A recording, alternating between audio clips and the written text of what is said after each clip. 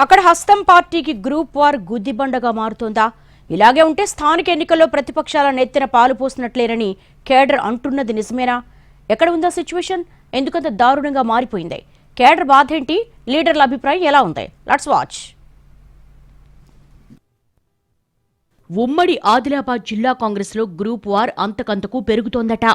మాజీ ఎమ్మెల్యేలు, నియోజకవర్గ ఇన్ఛార్జీల మధ్య గ్యాప్ ఎక్కువగా అవుతోందంటున్నారు. జిల్లాలో పార్టీకి అయ్యా అవ్వా లేరంటూ ఇటీవల ఓ మాజీ ఎమ్మెల్యే చేసిన వ్యాఖ్యలు పెను దుమారం రేపాయి. మరో మాజీ మంత్రి సైతం అధికార పార్టీలో ఉండి అధికారులపైనే విమర్శలు చేశారు. సిర్పూర్, ముథోల్, మంచిర్యాల నియోజకవర్గాల్లో గ్రూపులొల్లి తారాస్థాయికి చేరిందట. దేవాపూర్ సిమెంట్ పరిశ్రమలో గుర్తింపు సంఘం ఎన్నిక వ్యవహారం ఈ విషయాన్ని పతాక స్థాయికి తీసుకెళ్లిందని చెప్పుకుంటున్నారు. మంచిర్యాల ఎమ్మెల్యే సోదరుడు పోటీ చేసేందుకు ఉవ్విళ్లూరుతున్న టైంలోనే ఆయనకు సంబంధం లేకుండా మిగతా ముగ్గురు ఎమ్మెల్యేలు అభ్యర్థిని ప్రకటించడం వివాదాస్పదమైంది. మరోవైపు సిర్పూర్ మాజీ ఎమ్మెల్యే కోనప్ప పార్టీలో ఉంటూనే కాంగ్రెస్ మీద తీవ్ర ఆరోపణలు చేశారు.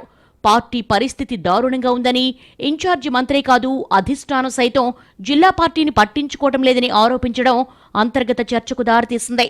దీనికంటే ముందే సిర్పూరు నియోజకవర్గ ఇన్ఛార్జ్ రావి శ్రీనివాస్, ఎమ్మెల్సీ దండే విఠల్ మధ్య అంతర్గత పోరు రచ్చకెక్కింది.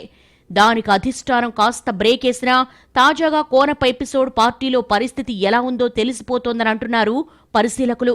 ఇక ఖానాపూర్, నిర్మల్, ముథోల్ నియోజకవర్గాల్లో ఎవరికి వారే యమునా తీరే అన్నట్టుగా మారిపోయిందట వ్యవహారం.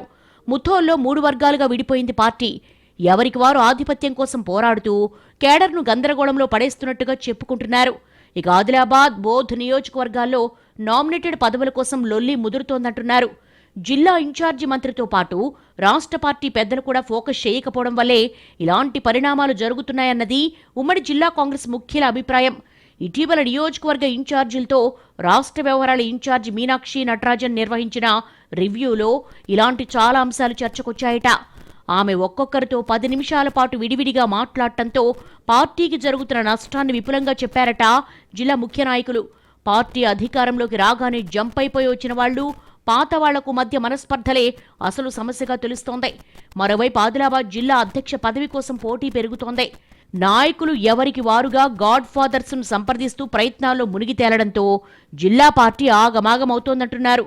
వీళ్ల గోలలో వీళ్లు మునిగి తేలుతూ ప్రభుత్వం మీద ప్రతిపక్షాల విమర్శలను అస్సలు పట్టించుకోవడం లేదని, తిప్పికొట్టే ప్రయత్నం అస్సలు జరగకపోవడంతో అబద్ధాలు ఎక్కువగా ప్రచారంలోకి వస్తున్నాయని ఆవేదన వ్యక్తం చేస్తున్నారు కార్యకర్తలు. ఈ పరిస్థితుల్లో రాబోయే స్థానిక సంస్థల ఎన్నికల్ని ఎలా డీల్ చేస్తారన్న ఆందోళనలు సైతం ఉన్నాయట. వీళ్ళింతేనా? ఎప్పటికీ మారరా? పార్టీ పెద్దలు పట్టించుకోరా అంటూ నిట్టూరుస్తోంది ఆదిలాబాద్ కాంగ్రెస్ కేడర్.